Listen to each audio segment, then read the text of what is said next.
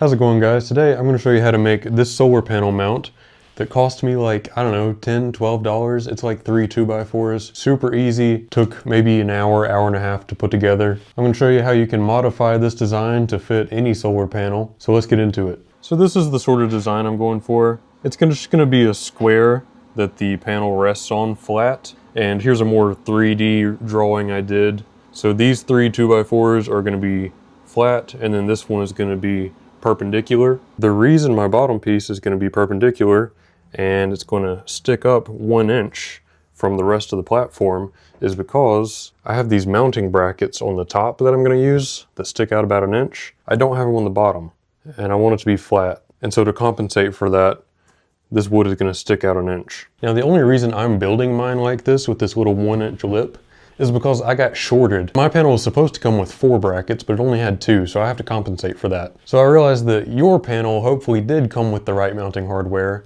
and you won't need this. And if that's the case, great, this is gonna be even easier for you. Instead of cutting this one long piece to go all the way around the bottom, all you have to do is cut another piece identical to this top piece and put that on the bottom, because your frame can actually just be flat. And that'll give you plenty of real estate to screw in the top and the bottom. Now, if you have a solar panel that didn't come with any mounting hardware, then stick with this design, because this is going to give you a little shelf where you can just let gravity rest your panel right here.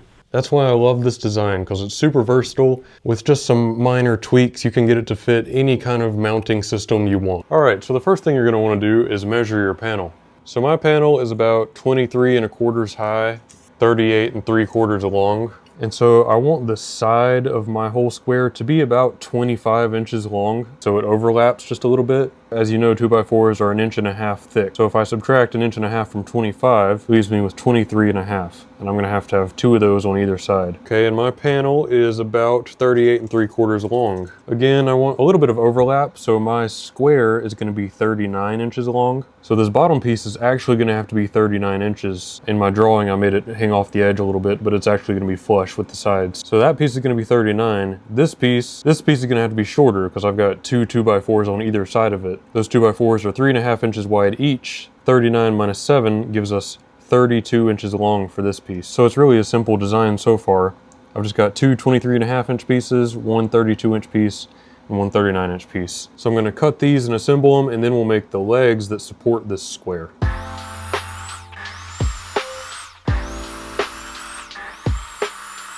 All right, I've got all 4 pieces cut out. So let's drill our pocket holes. Got my 32 inch piece. I need pocket holes on either side of it. If you don't have one of these Craig pocket hole jigs, you're missing out. And the other side done. I'm also gonna need pocket holes on one side of each of my 23.5 inch pieces so that I can connect them to the bottom piece.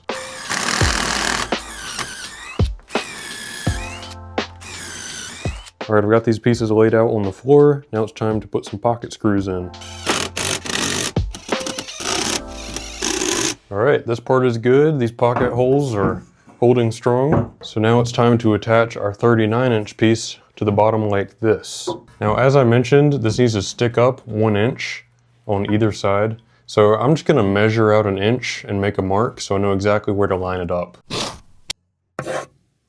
I want my pocket holes to be facing down whenever I put the panel on this thing. So this is gonna be the back or the bottom, depending on how you look at it. My 1 inch space here needs to be up. So I've got to line this up and screw it in. So that looks good, that's about where I want it. I'm just gonna have to hold it with my hand and put some screws in the back here. Got those screws in, now it's time to get the screws in on this side. Once again, I'm making sure my 1 inch pencil mark is lined up. And now for the moment of truth. That is perfect. You see my brackets are resting on the top piece just as they should. And my panel is running parallel to the support underneath because of this 1 inch space I put there. So that is gonna work perfectly. Now I just need to get some legs on either side so we can adjust the angle. So I know some people make these where you can adjust what angle it sits at, but I'm just gonna leave mine fixed all year round.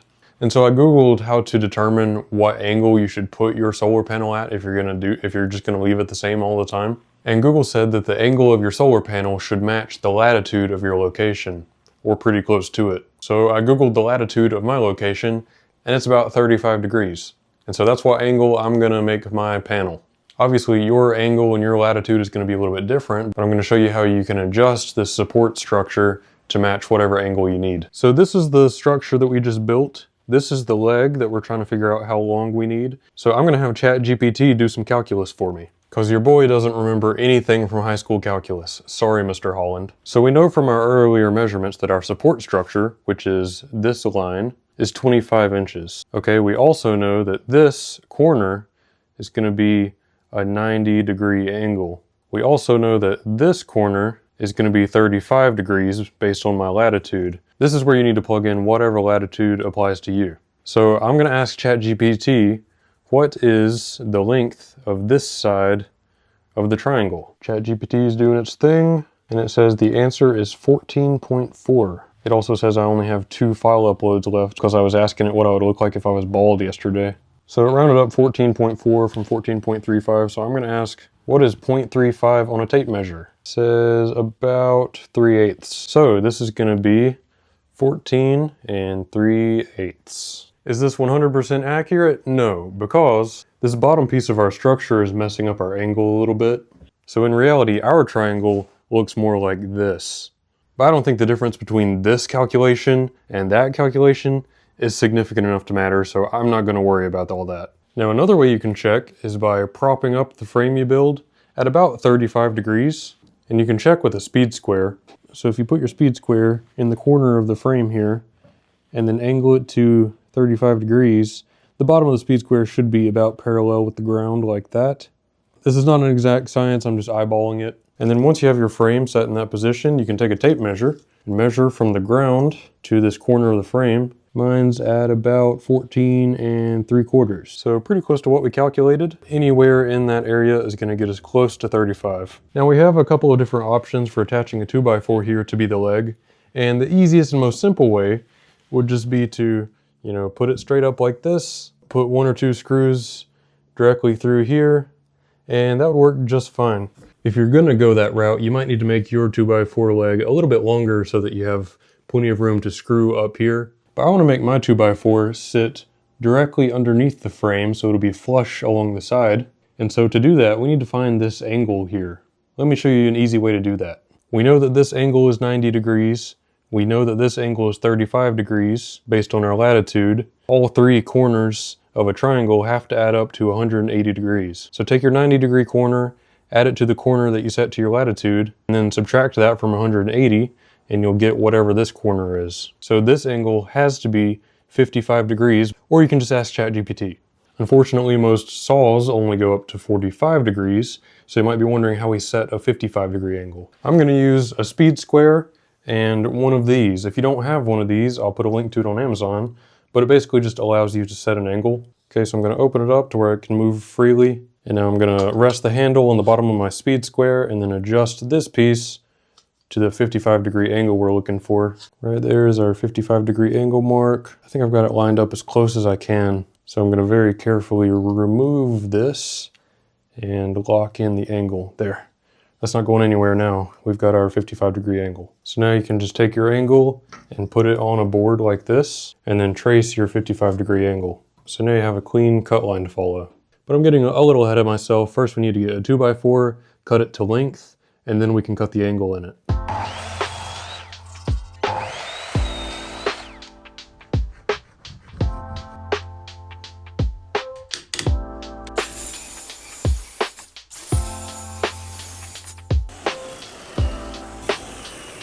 That was my first time ever doing pocket holes on an angled board, so I kind of messed up a little bit, but that's okay. This is going to be on the inside, so that'll barely be visible.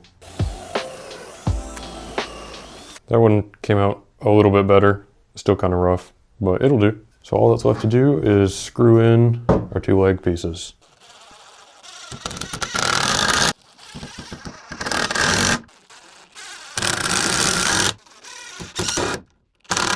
So here is the finished product. I'm pretty happy with how that turned out. I think it looks really good. Now the only other thing you might want to do to this thing before you put your panel on it and take it outside is treat it just so it'll last a little bit longer. You can put some exterior stain on it or even some paint. So the last thing we have to do is attach the solar panel. I'm going to use a couple of these self-tapping screws that came included with my solar panel. Now solar panels are obviously not super lightweight, so it's going to be kind of difficult to hold the panel in place and screw in all these screws. So what I'm going to do is just pre-drill the holes, not all the way, just enough to where I can get the screw in easily and let it sit. So I did just sit my solar panel up here and made some pencil marks, and I'm just going to do a little pre-drill so I can get started.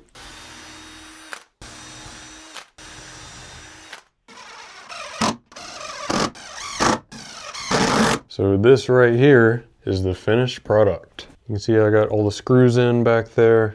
I'm super happy with how this turned out. I think it looks really clean. I gotta say, I'm quite proud of myself for this one. So that's gonna do it. I hope you found this helpful. Let me know in the comments if there's something that you would do differently. And as always, thank you very much for watching, and I'll see you in the next one.